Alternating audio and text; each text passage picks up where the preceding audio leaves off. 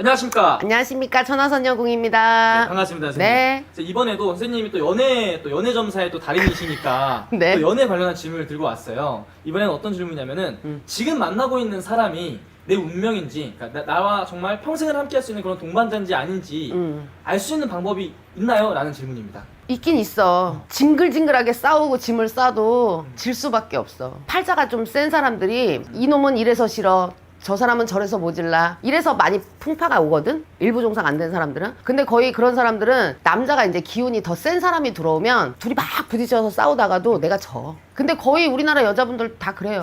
아닌 거 알고 승질 들어온 거 아는데 왠지 이 사람한테는 못 이기겠어. 그건 운명이더라고.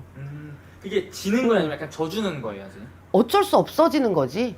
운명이니까. 운명이니까. 그렇지. 근데 그럼 남자 입장에서도 마찬가지예요?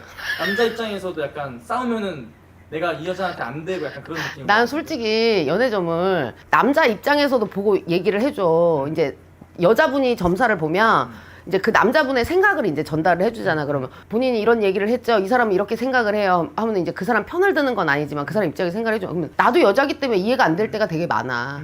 남자분들은 여자하고는 구조가 다르시더라고. 생각하는데 구조가. 그래서 난 남자가 아니기 때문에 다 이해는 못하지만 남자분들은 좀 이기적이야. 선생님 첫 번째 말씀해주신 징조가 약간 싸우면은 왠지 그냥 계속 지게 되는 약간 그런 사람인 건가요? 그러니까 같이 싸우고 고집을 피워도 얘가 좀 나보다 세네? 그 기운은 있을 거야. 그리고 또 나보다 조금 모자라고 말 잘 들으면 결국은 조금 불안해지더라고. 오히려 남자가 세게 누르는 게 더 나아. 좀 긴장감을 좀 줘야 된다는.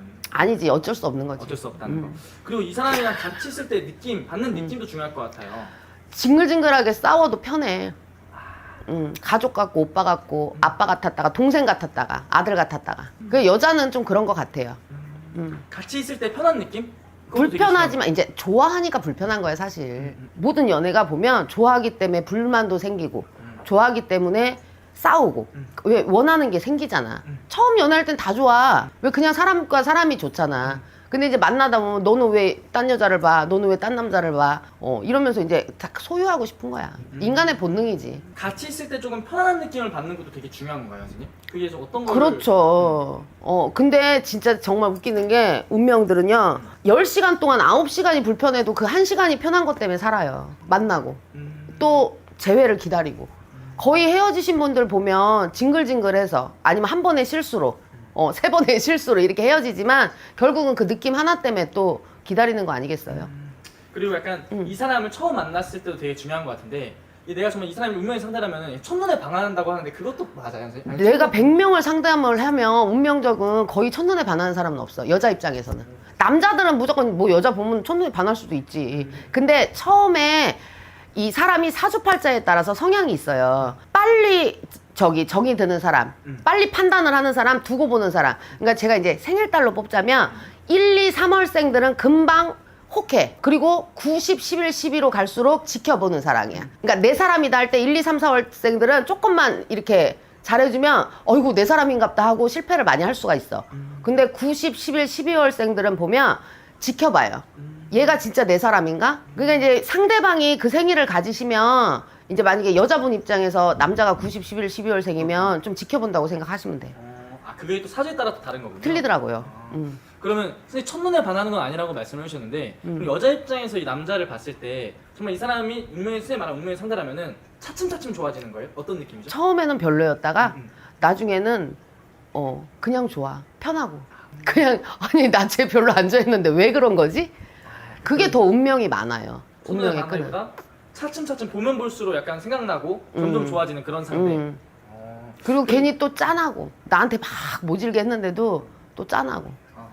그리고 그런 것도 있나요? 그러니까 이 사람을 만남으로써 이 사람이 이제 정말 운명의 상대고 나랑 좀 잘 맞는 상대라면은 이 사람과 관련된 내가 하고 있던 일이 잘 된다든지 그런 경우도 있는지.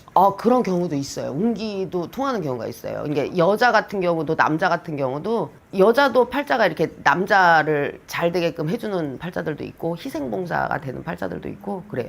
근데 이제 또 재수가 좋으면 같이 상승을 하는 팔자들도 있고. 그러니까 그 해 운기도 중요하지만 왜냐면 내가 정말 힘든 수에 만나는 사람도 있어요. 그리고 힘든 수가 끝나면 헤어지는 경우도 있고. 우리가 이제 운기 사람이 살면서 뭐 10년 대운, 뭐 5년 대운 이렇게 하잖아요. 운기가 바뀌면서 사람이 바뀌는 경우 되게 많아. 그래서 힘든 시간 또 있었던 사람. 근데 운기가 바뀌면 그 사람은 재회가 잘 안 돼. 좋은 운기에는 또 좋은 운기에 맞는 사람이 들어와요.